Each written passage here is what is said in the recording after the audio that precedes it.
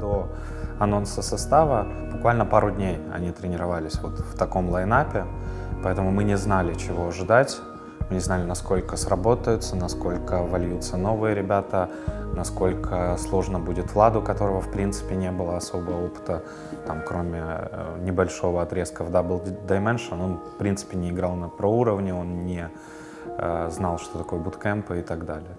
Но тфу-тфу, все сложилось хорошо.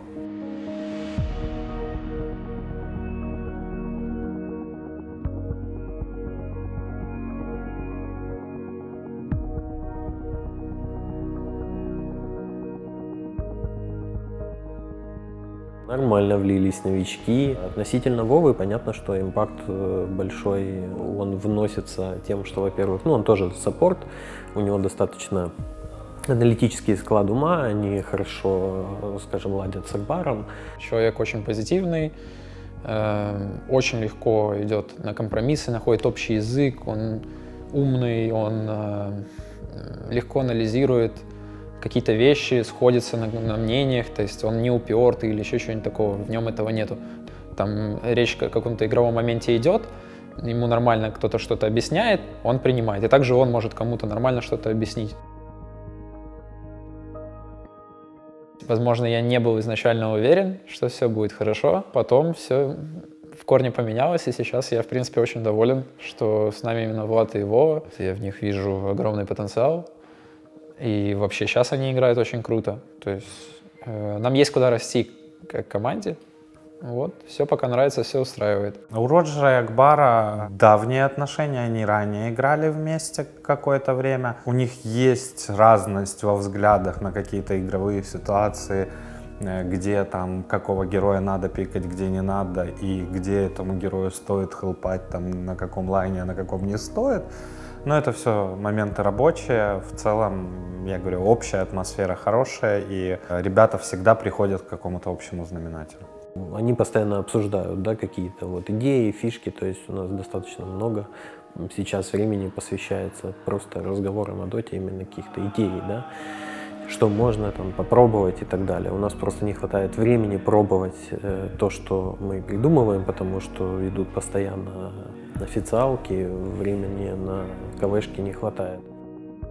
Вот по поводу Влада, он как пришел, он сразу стал круто играть, он довольно-таки чисто играет, он практически не делает каких-то ошибок глупых, которые там кто-то другой может себе позволить или позволял ранее.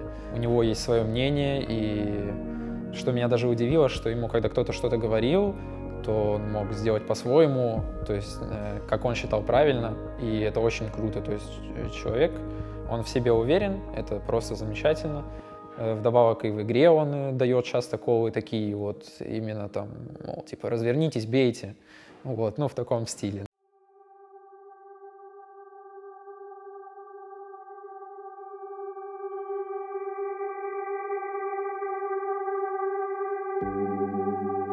Саша однозначно влился, у него есть сильная черта, он умеет доносить какие-то важные месседжи с юмором. Да, это очень важно, особенно в нашей команде. То, как он преподносит какие-то ошибки или какие-то там проблемы с коммуникацией в конкретном моменте, в конкретной игре, ты не воспринимаешь это в штыки, а именно за счет этой подачи, слышишь. Его подход, наверное, изменился, потому что когда ты шестой игрок, который не играет, то как минимум ты не испытываешь такое количество эмоций, которые испытывают игроки во время игры, и у тебя голова остывшая.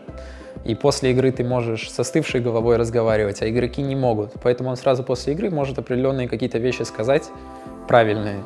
Он может разрядить обстановку, он может подать информацию о косяке игрока в виде шутки. Он отлично поймет, в чем дело, и уже как-то все это по-другому воспринимается. То есть в плане общения, в плане создания атмосферы позитивной Саша очень в этом смысле помогает. Плюс как мне показалось, он загорелся. Он сомневался, стоит ли браться ему за работу тренерскую. Сейчас, я думаю, он уверен в своем решении, что оно было правильным.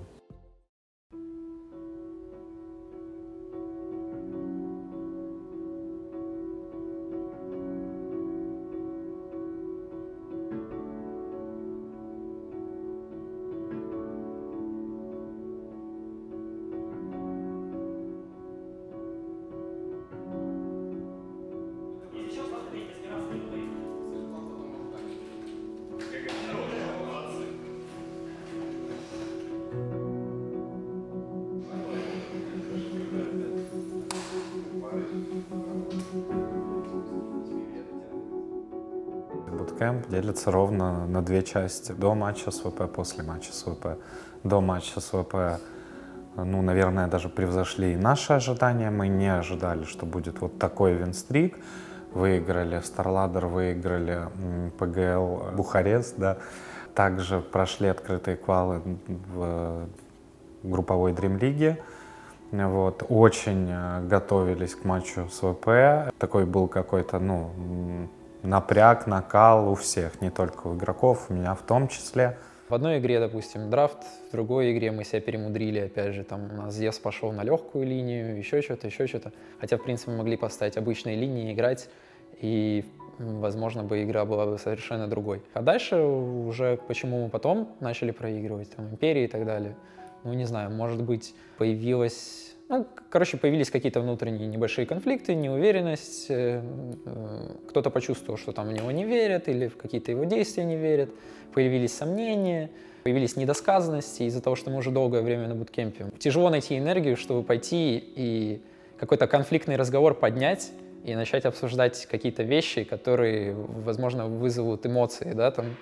И этого никто не сделал после игр с Империей, хотя надо было. То есть мы там проиграли, потому что по определенным причинам, тоже и, возможно, и с драфтом связанным.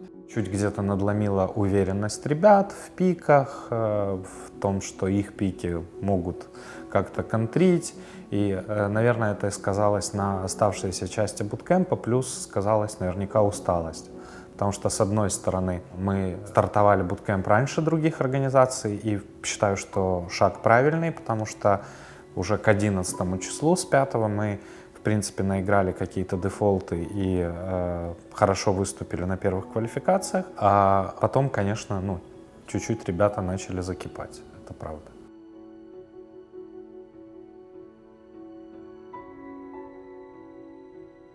Мы все обсудили, вроде разрешили наши проблемы и продолжаем работать. И, в принципе, все очень хорошо сейчас в этом плане. Могли больше, могли лучше, могли как минимум еще на один лан отобраться. Но с точки зрения, наверное, справедливости, все по делу. Мы видим, что все хорошо у этого состава. Действительно есть потенциал. Сколько раз я говорил эту фразу, но в этот раз я действительно в это верю. Ну, это видно по самим парням и по результатам, в принципе. Оно сразу либо идет, либо не идет. Ну и мы тоже учимся. Не будем врать, что мы косячим, но мы учимся. Это новая тема для всех нас.